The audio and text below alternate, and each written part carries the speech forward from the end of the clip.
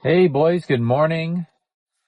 My name is Nick Fuller. I'm a tech services entrepreneur. I worked at some big consulting firms. Just trying to share some advice, feedback for those early in their career of what should they be thinking about. The world's changing so much, so fast.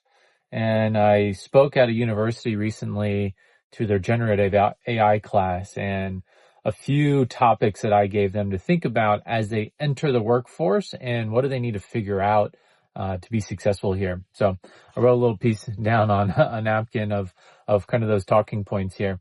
So the first one I found is actually like very important, especially as we get into like more AI in the world and it's taking over everything that we do. And it's pretty simple, but a lot of people overlook it. So the first piece of advice is be likable. I know it sounds a little silly, but as a business owner and, someone mid-career, I'm 34, I got a lot of time left here, but I'm hiring people. And something I think about a lot is like, okay, if I'm going to spend money on someone to train them and invest in them, are they likable? Are my clients going to like them? And am I going to like working with them? Is my team going to like working with them?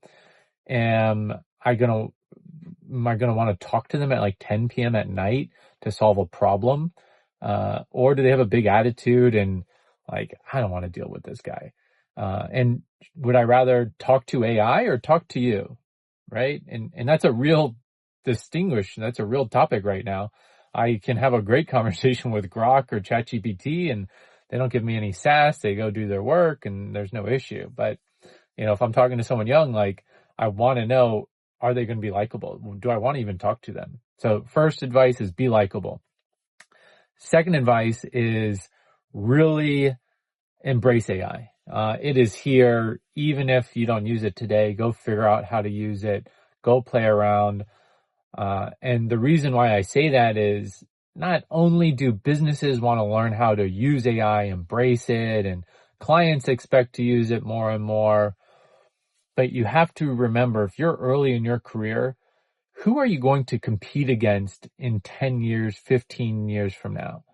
And you're going to be competing against my kids. Okay. I have a toddler. I have an infant.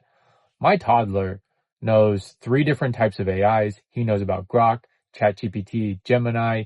He knows ChatGPT talks a little better than Grok, but Grok's a little more fun and generates more fun pictures.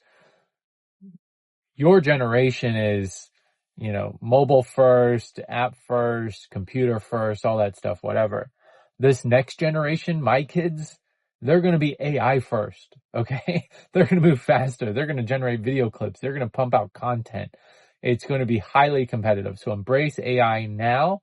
Cause if we don't, this next generation, they're going to eat our lunch. So embrace it. Next piece of advice, number 3, get in person. Remote work is dead. If I have a conversation with another new grad who wants to have a remote job and work 9 to 5, we're done. That's over. That was a COVID thing. We're all being punished and suffering from what happened during that and what happened with work ethic. Embrace being in person. Find ways to get coffee. Come into the office. You want to be in the office 5 days a week. You want to sit next to someone, look over their shoulder, understand what are they doing. That's going to be the fastest way you learn and get up to speed. So embrace in person, get in person. Advice number 4, say yes to more. Oh my gosh. If I hear about work-life balance one more time, that's going to be my point number 7 here. But say yes to more. What more can you be doing? What more can you go on and play? How can you help your team members more? How can you expand yourself? What's going to happen is right now, here's your comfort zone.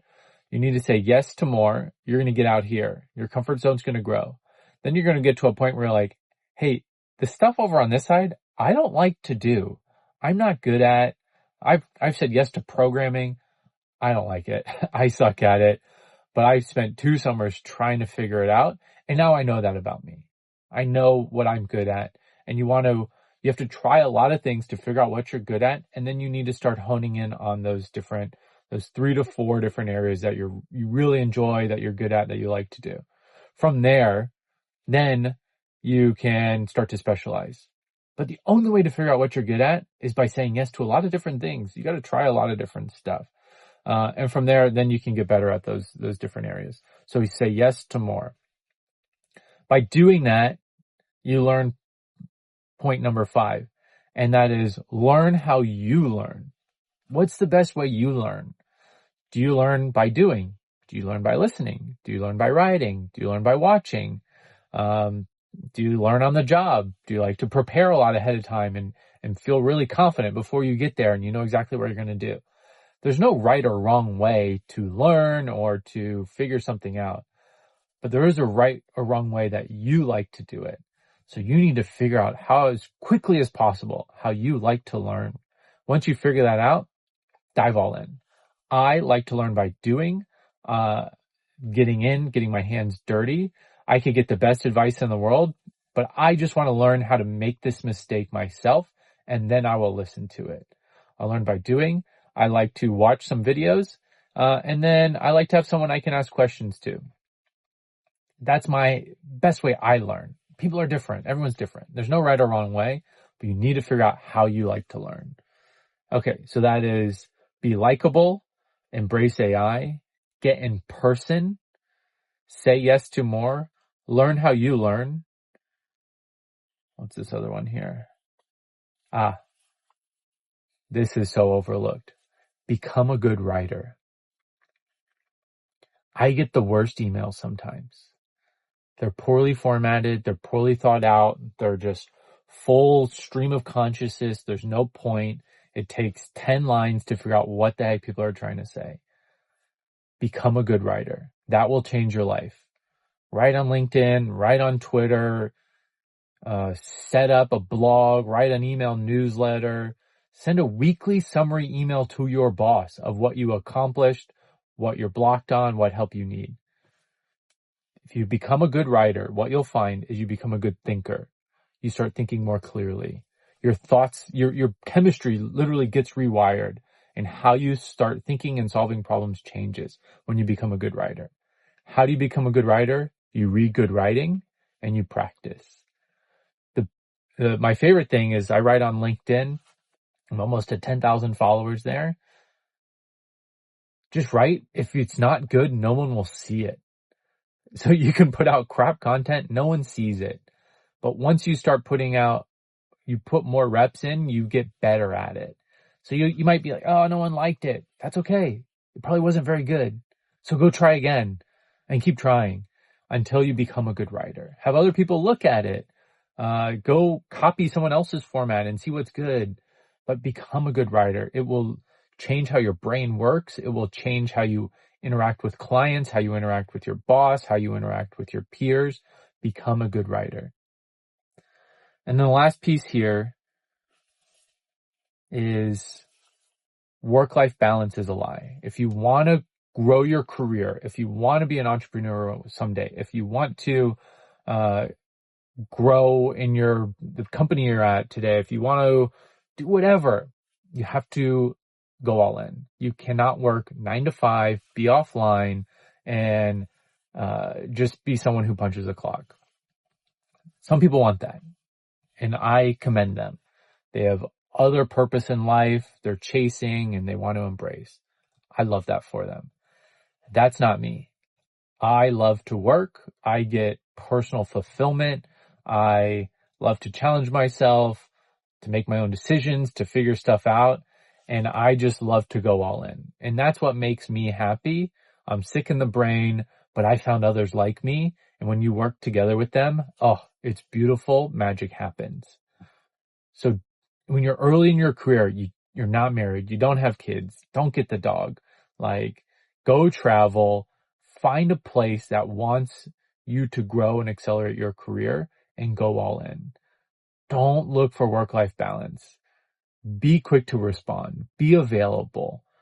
Move quickly, and you will see your life will change and shift. If you don't do that, you'll live a fine life. And I have plenty of friends who live like that this is not what they're about. But my friends who embrace and love to work and go for it and challenge themselves, Financially, we're ahead in our careers. Personally, we're more fulfilled.